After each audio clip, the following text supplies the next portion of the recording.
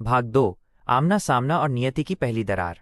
रात का समय था। सूरजनगर का महल शांति में डूबा हुआ था, लेकिन राजकुमार अमर के भीतर तूफान चल रहा था। उसकी आंखों में अब भी वो दृश्य घूम रहा था जब राजकुमार यशवंत के वस्त्र उतरते ही सामने आई थी एक अपूर्व दिव्य राजकुमारी यशुवंती। अमर को विश्वास ही नहीं हुआ था कि ये वही व्यक्ति है जिसकी वीरता, जिसकी तलवार और जिसकी बुद्धि की चर्चा उसने बचपन से सुनी थी। राजकुमार यशवंत, जो हर युद्ध में विजयी हुआ था, जो निडर और अडिग था, असल में एक स्त्री थी। अमर के मन में द्वंद्व शुरू हो चुका था। राज्य के प्रति कर्तव्य या सच्चाई को छिपाए रखने वाली उस राजकुमारी के प्रति आकर्षण। उसने ठान लिया कि वो खुद यशुवंती से मिलकर जवाब लेगा।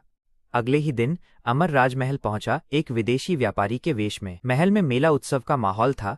राजकुमार यशवंत यानी यशुवंती ने खुद नई तलवारों की प्रदर्शनी का उद्घाटन करना था। जब अमर की नज़र यशुवंती पर पड़ी तो पल भर को उसका मन शांत हो गया। वो वही थी, वही तेज, वही गरिमा, पर उसके भीतर अब एक रहस्य का बोझ भी था।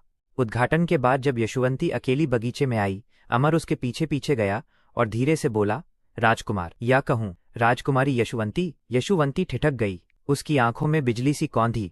कौन हो तुम? ये नाम किसने बताया तुम्हें? अमर ने धीरे से पत्र उसकी ओर बढ़ाया।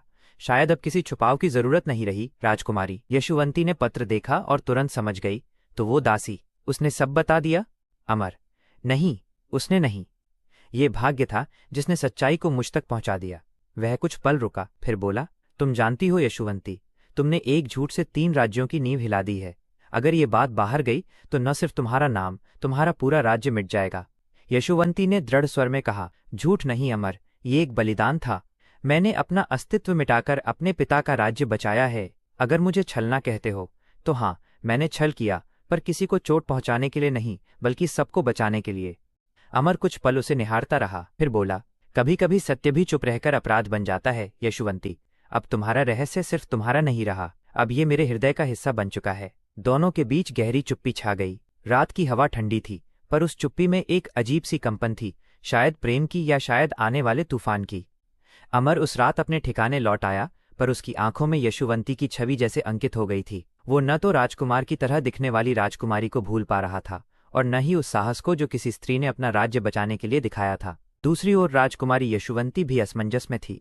अमर ने उसके दिल में कुछ ऐसा जगा दिया था जो वर्षों से उसने खुद में दबा रखा था। एक स्त्री का भाव, एक नारी का अस्तित्व जो हमेशा राजकुमार के कवच के पीछे छिपा रहा। वक्त बीतता गया, पर दोनों की मुलाकातें अब छिप छिप कर होने लगीं। अमर कभी किसी सैनिक का, कभी किसी व्यापारी का वेश धरकर महल तक पहुंचता और यशुवंती से बात करता, राजनीति, युद्ध और अब धीरे धीरे दिल की भी। एक शाम बगीचे में जब सूरज ढल रहा था, अमर बोला, यशुवंती, क्या कभी ये मुखौटा उतारने का विचार आया तुम्हारे मन में?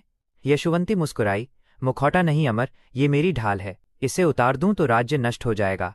अमर ने कहा, और अगर राज्य बचाने की कीमत तुम्हारे जीवन का सत्य है?